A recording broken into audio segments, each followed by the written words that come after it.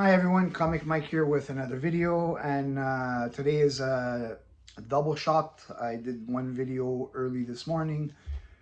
Now I'm doing another one this late morning, early afternoon. Um, Mostly because I didn't do a Saturday video like I usually do, so I figured I'm gonna do two today. Because sometimes during the week I get home late from work and I never get a chance during the week, especially Monday to Wednesday, to shoot a video. So in case I don't have time to do a video during the week, I give an extra one for today. And in my previous videos, I have talked about the company Atlas Seaboard a few occasions. And I said that I would have many of the titles from Atlas Seaboard, and I was going to show some of those in future videos. So today I'm going to show one. For those of you who don't know Atlas Seaboard, I call it the little company that couldn't. I mean, going up against Marvel probably wasn't the best idea, especially at that time. Um, Basically, Atlas Seaboard was a company created out of spite. Um, you had Martin Goodman, who was a former editor for Marvel. Obviously disagreements with Stan Lee. He separated, and out of spite, and with Larry Lieber, Stan Lee's brother, they formed another publication called Atlas Seaboard Comics. Now, obviously, it did not last very long. I think 1 year. There's so many controversies that happened between the two companies. Basically, the company was created out of spite, and they did, they did do a lot of series for a company that was just like 1 year, end of 74 up until maybe end of 75. A lot of titles, a lot of weird characters, and none of the series lasted more than 4 issues. Actually, most of them didn't even last more than one issue. Some lasted 3 issues, and I think one or two maybe would have went 4 issues, and that's the maximum that any of these short-lived series ran. Now, there was a resurgence in popularity with Atlas Seaboard because these titles, these books that I have are actually from my original collection that I had never sold, because at the time these were quarter books and I didn't want to sell them for practically nothing, so I kept them.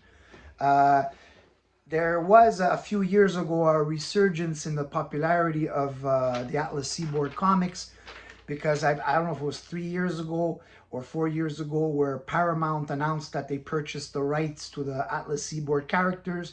So right away, everyone's jumping and saying they're going to make movies and this and that. So books that were costing 50 cents, went to 10, 20 bucks. And luckily, I didn't have to pay those prices for the books that I got. Another resurgence in popularity came from the Mego toy line, which everybody who probably already knows is a toy line that came out in the 60s and the 70s, and they make great toys.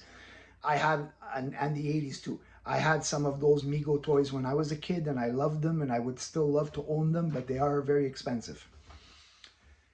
So they announced a line exclusive to, I believe, to Walmart, where they were coming out with 4 characters, Phoenix, Devilina, Grim Ghost, and Hands of the Dragon, which is like a rip-off of Shang-Chi. So they come out with a nice looking action figure with a nice packaging, and a reprinted comic book in the back. I've seen pictures of them. I haven't seen them in person, but they look really nice. So the first title that I'm going to show you is called The Destructor. Now this is from 1975. This is one of the series that actually lasted 4 issues. Now, they did use like top tier talent. It wasn't like they went on their own and they got anybody to do them, because there was, Larry Lieber, Wally Wood, you got Steve Ditko, who did a lot of the work. There was some Neil Adams. So they did get top tier talent. And when you look at the comics, the art, and you read the stories, It's very Marvelish, so they're also trying to imitate the style of the way they wrote and drew the books like Marvel Comics, because a lot of the people came from Marvel Comics. So let's take a look at issue number 1, which is the origin and first appearance of the Destructor. Now this is Larry Lieber and Wally Wood cover, script by Archie Goodwin, pencils Steve Ditko, inks Wally Wood. Mob enforcer Jay Hunter becomes a superhero after his own gang turns on him. He uses his father's experimental drug to gain powers to help him to oppose his former mob boss and his men. So a pretty cool first cover here. Costume could have been a little bit more, interesting, but, I guess it is what it is. Now we're going to take a look at issue number 2. Also a Larry Lieber cover, Steve Ditko art. The Destructor finds that his campaign against the city crime bosses made him a pawn in the gang wars and a target for a superpowered assassin named Death Grip.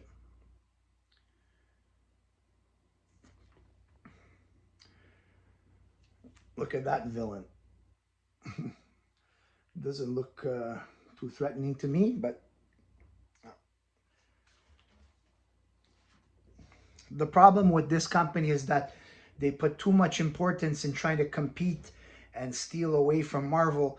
They should have just continued just to do their own thing, create their own characters that are not imitations, and make them more interesting, and probably the company could have survived longer. Now we go to issue number 3. The city crime bosses hire a Craven-like assassin called the Huntress and her trained attack cats.